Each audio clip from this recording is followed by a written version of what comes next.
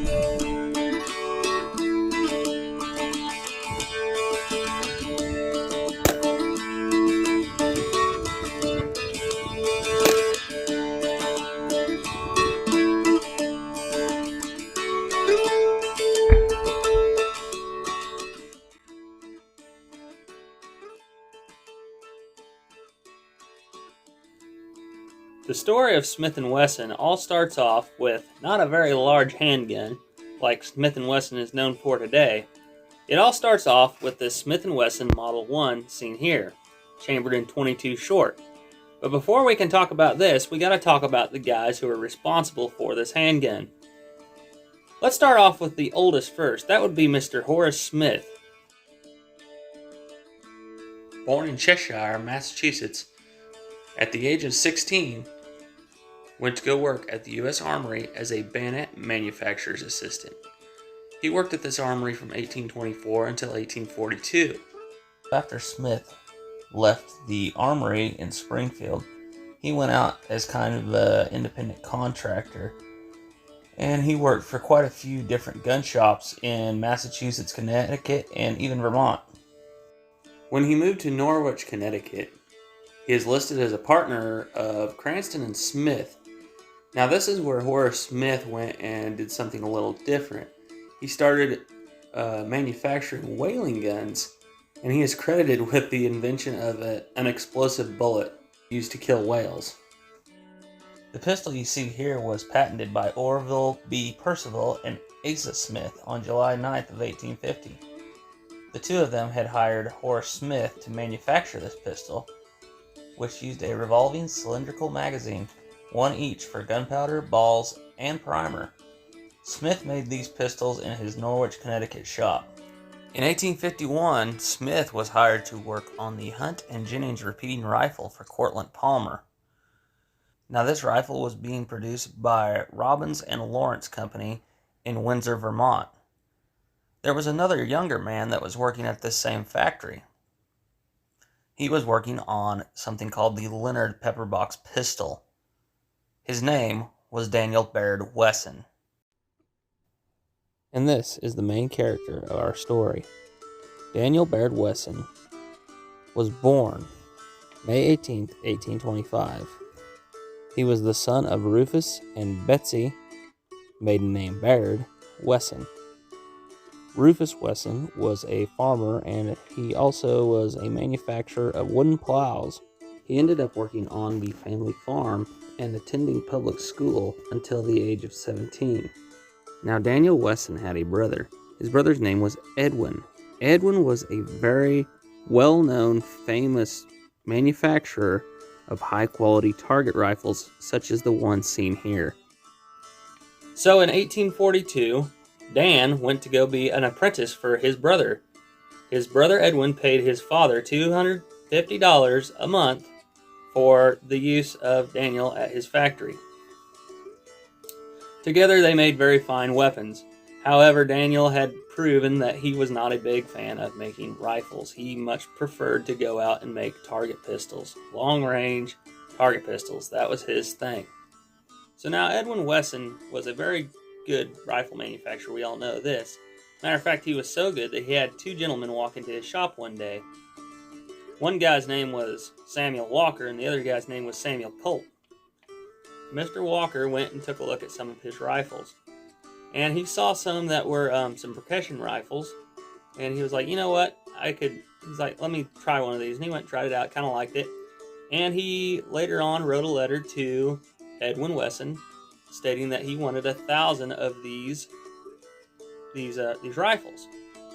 And so Edwin was like, okay, sure, signs off on it, and makes 1,000 rifles, sends them down to Texas.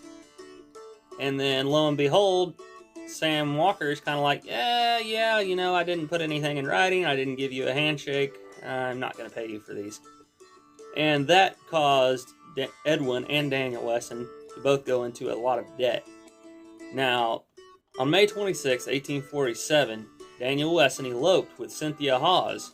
Now, the reason why he eloped was because Miss Hawes' father had said that he did not want his daughter marrying some no-account apprenticed gunmaker who would never amount to anything in this world. How many of you have heard of this Mr. Hawes, and how many of you have heard of Daniel Wesson? I think that's kind of funny. But anyhow, moving on.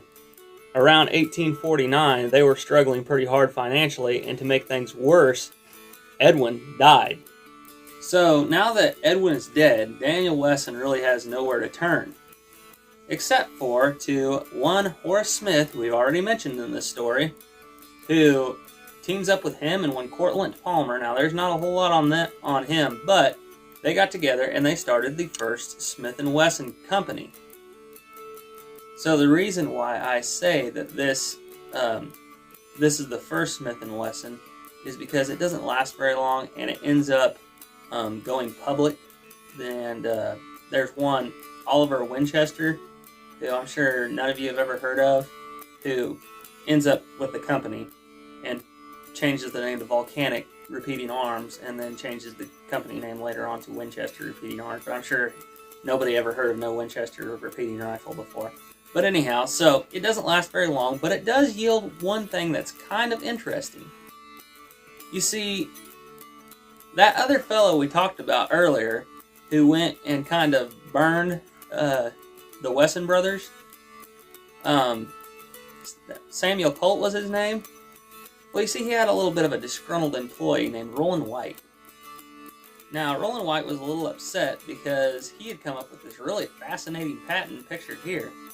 And this patent is pretty, it's got a lot of things going on with it, but something that Dan Wesson looked at it and he found that he's like, hey, I maybe could use that, was this idea of a bored-through cylinder. Now, he had been kind of wanting to get back at Colt ever since that whole ordeal during the Mexican-American War. And so, Daniel Wesson and Horace Smith buy Rollin White's patent. So, there was one thing that they had going for him. See, in the 1840s, Edwin Wesson had been developing his own revolver secretly.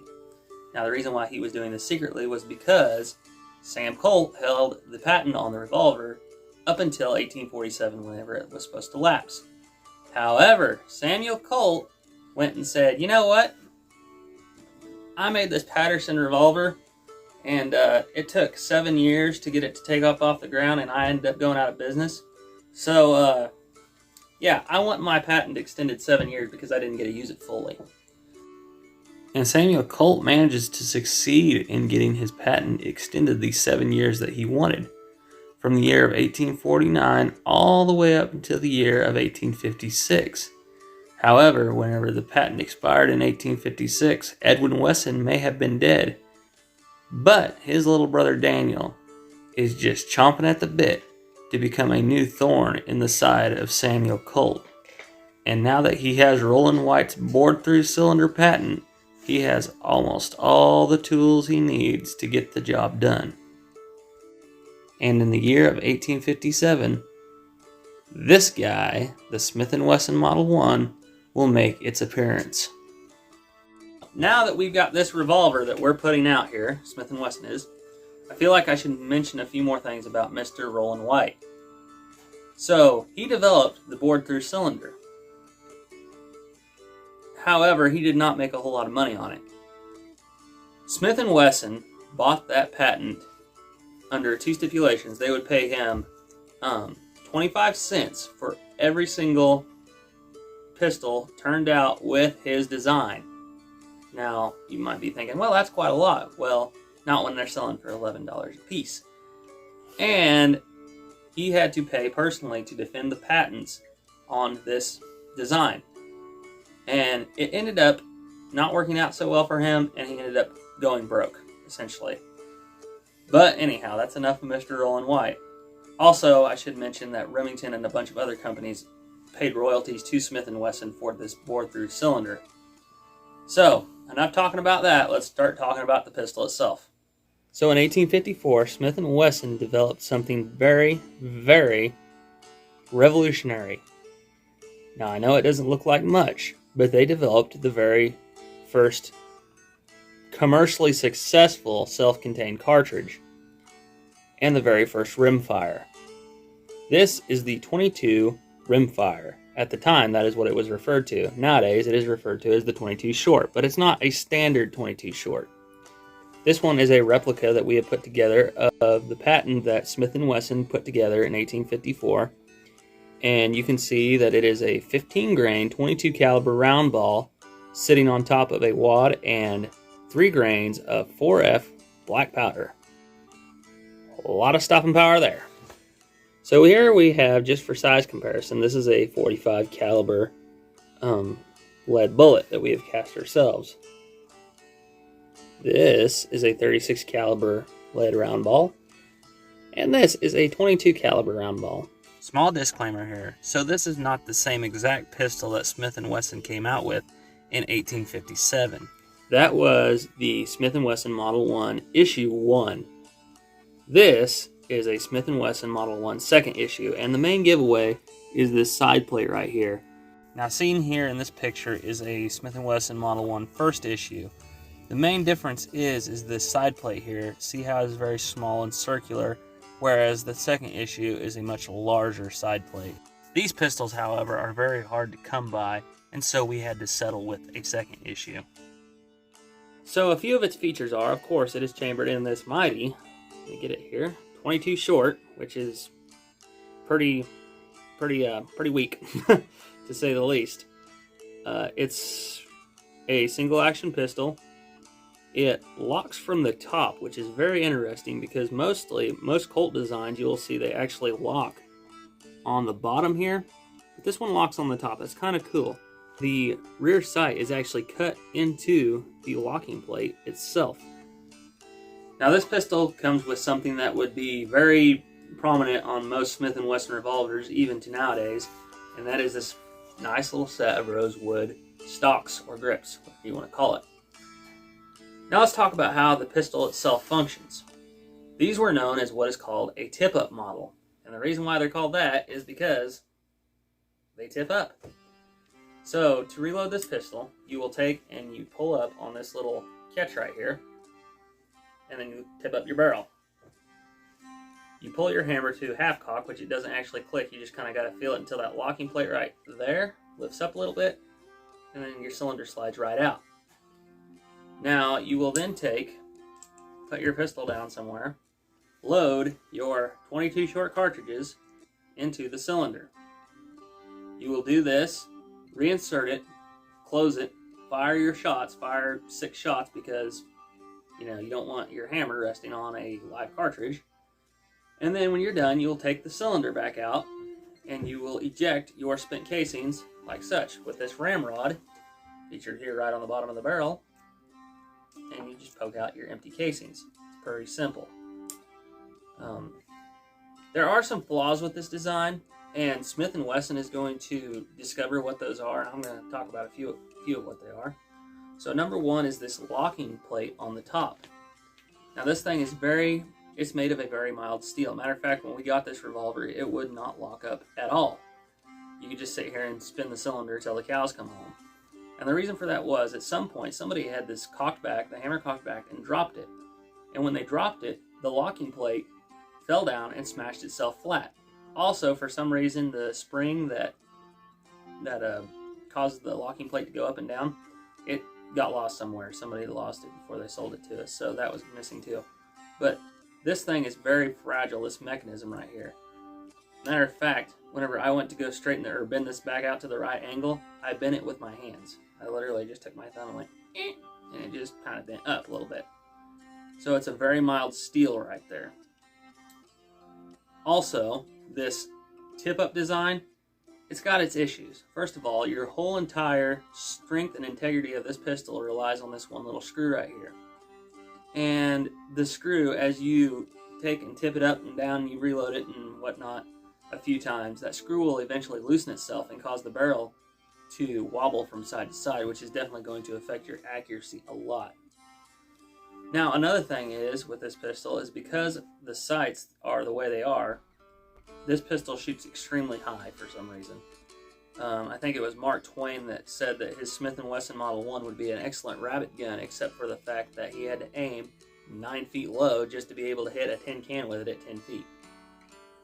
Another thing that makes these kind of fragile, and this was, once again, another problem with this one when we got it, was if you drop it and you hit the barrel like that, or if you hit the barrel like that on anything, because of this tip-up design, the catch down here will actually spread this soft steel, and it will pull it down, and that will cause a lot of cylinder shake. So I went ahead and I did kind of get that back into shape so we could actually shoot it safely. So when Smith & Wesson started making these, they opened up a 25-man shop at 5 Market Street in Springfield, Connecticut.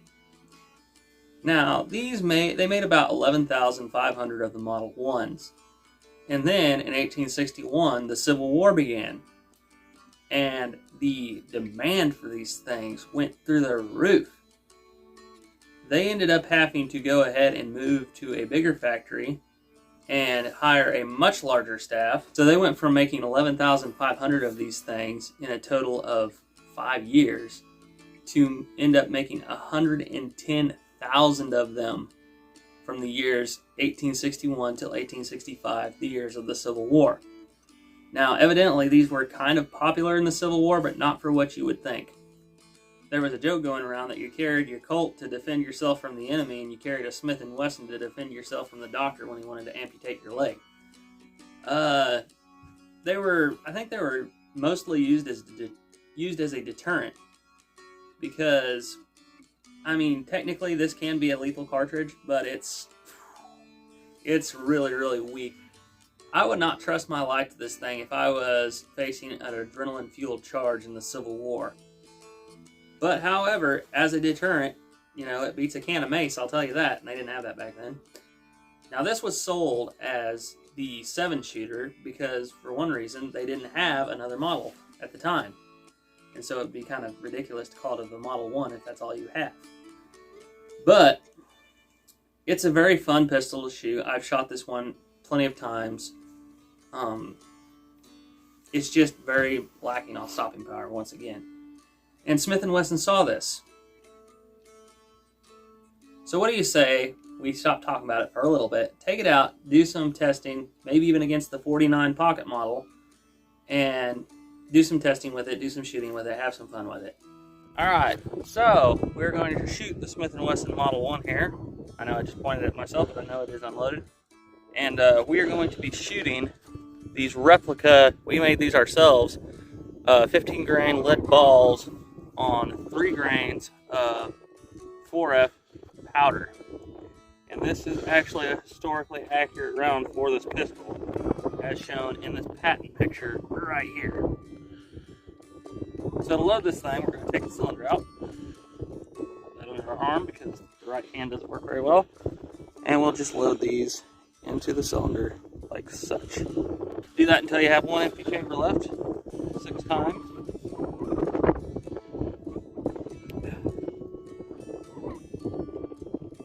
We did load these ourselves, and we've never tested them before. We have some ballistics gel out with us today, and I don't know how well it's going to work because this is our first attempt at doing this, and it stuck to the pan and there's mold, and it kind of just fell apart when we tried to get it out. So, and it's also like 3 degrees out here right now, so doing this is a little bit difficult. We got cold in the Civil War too, you know. Yeah, so. I know. So maybe we better just stick with cap and ball. Oh yes, because it's so much easier than loading cartridges. Alright, so we got our 6 shots loaded in there. Pop that back in, empty cylinder, or empty chamber over the hammer. Alright, I'm going to try to shoot this ballistics gel. If it goes through this gel all the way, I would say it probably would be considered lethal, especially for the time period.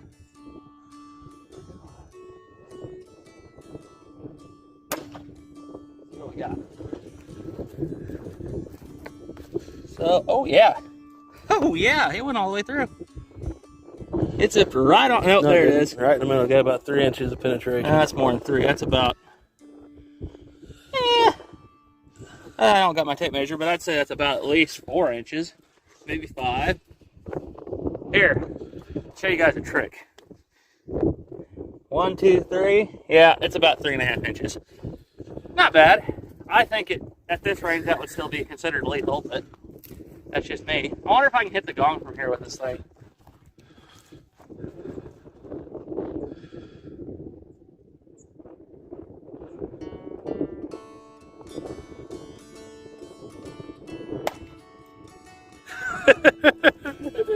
I just heard it barely hit it. Alright, let's see how easily we can take out these here water bottles that are now ice bottles. I can't tell if I hit that or not.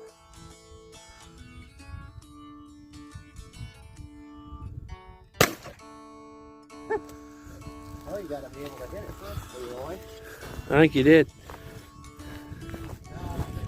Hey, that one's not frozen. We'll do it from right here. 3 yards. Well, I can hit it from here surely. I think I'm going high. So I think this thing shoots high.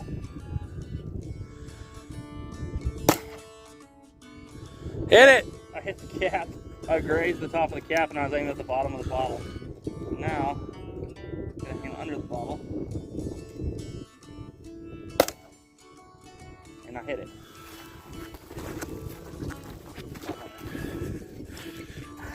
There it is.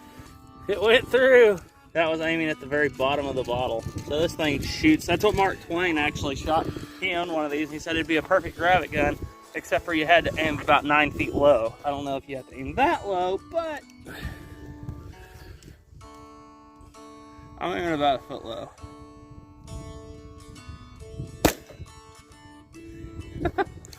It is fun. I'm gonna aim for the bit, or I'll just aim for the next one.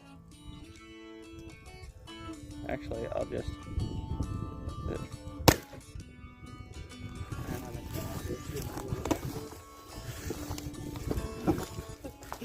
Teeny tiny little holes. It's a little right. Yeah, I didn't hit that one. And we got to reload. Alright, see if I can knock these things out here fairly quickly.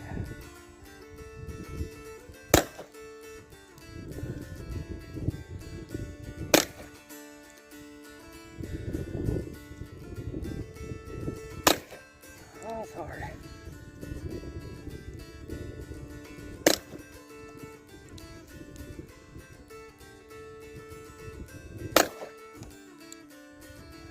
I got one more. Nope. Oh well. Good enough for me. The Smith & Wesson Model 1 was kind of known to be a close-range weapon. I would hope so, because it's not very powerful. So let's see what happens if I shoot this water bottle here at card table distance.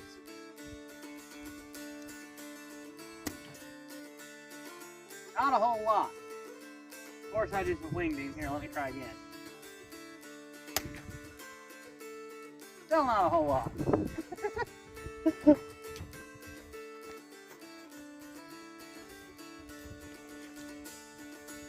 Did we capture any of them round balls?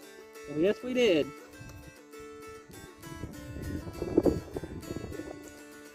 Yeah, not exactly what you would call a super powerful load. Let's see what that ball looks like. So here we have it. It's not hardly deformed at all. However, it would make a pretty good deterrent, I would think.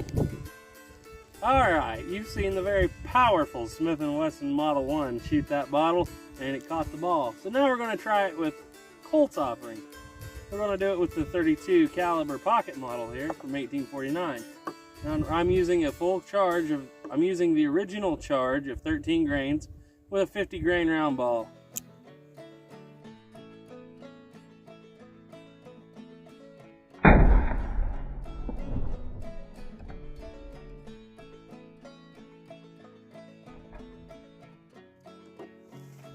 I think I'll stick with this. Entrance, exit. Not bad. All right, so we've got the chronograph out of the wind, and hopefully this works for us today. We have tried and tried. We tried using it on the Independence Day shoot. The concussion blew it away. Wind will blow it away. Sunlight's not good enough. Battery's dead. We have had terrible luck trying to get this thing to go, but maybe today we'll get it. You may also notice that we have been wearing different outfits in this video, and that is because pretty much for December, January, and February, we did a day of shooting the Smith & Wesson Model 1 just to kind of add to our footage. So you'll see a lot of different variations of what we're wearing and weather and whatnot. So here we go. Let's try 3 rounds through this chronograph right here. 22 short. I got nothing. Probably not gonna work today either. Nope. Nada.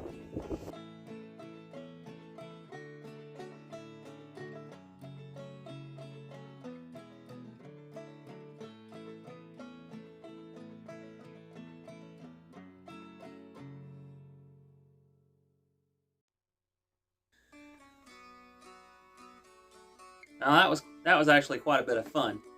But however, you've seen some of the issues we were running into, namely it's shooting way, way high. But you notice one thing we didn't have any problems with? Cap jams. Because when you don't have a cap on it, you ain't gonna have a cap jam. This thing is a lot more reliable than a cap and ball revolver. I will say that for it. So these pistols were made until 1882. And they came in 2 different kinds of boxes. As the one seen here, this was the cheaper cardboard box that it was put in. And Smith & Wesson did this with their revolvers. Well, they do it with their revolvers even to this day, but it was kind of a tradition with them to make a fancy presentation. And that's what you're going to see here is the really fancy presentation box. Now this one is made of a molded shellac. And I've actually got a picture of one here that was carried by a Confederate soldier in the Civil War, and they still had the presentation box for it, which is really kind of cool. Now in 1882, they finally halted production of these pistols. They had made over 253,000 of these things. Like I said, they were very popular. A matter of fact, I know it sounds like a lot, but it was 100,000 less than the Colt 49 pocket model, including the Baby Dragoon and the Wells Fargo and the London model. So, like I said though, this thing, I can't stress it enough, is super underpowered. And Smith & Wesson saw that, and they saw a few other flaws with it. And that's why, not very long after they came out with this thing, whenever they found out that there was a war brewing, they came out with something else. They knew they needed something with a little more stopping power. Now, I wish they would have gone more aggressive with this, but this is something you don't see a whole lot. This is the Smith & Wesson Model 2 Army. This one is chambered in .32 rimfire. We are currently trying to get the stuff to reload .32 rimfire, and believe it or not, it's a little bit of a pain. But we got everything ordered. We're just waiting for them to manufacture the casings for us. I don't know if this is a whole lot more powerful than a Well, I mean, it's more powerful than a 22 short, but anyhow, we'll save that for a later date. So if you like what you're seeing here today, I would strongly suggest that you maybe comment on it. You know, if you like what you saw, go ahead and comment. If you see something that I said wrong, which I'm sure there's probably something in here, go ahead and comment that too. And if you want to, if you find somebody else who likes Smith & Wessons, go ahead and share it with them. It'd really help our channel out a lot, and we'd sure appreciate it. So, as always, thank you for watching. Till next time.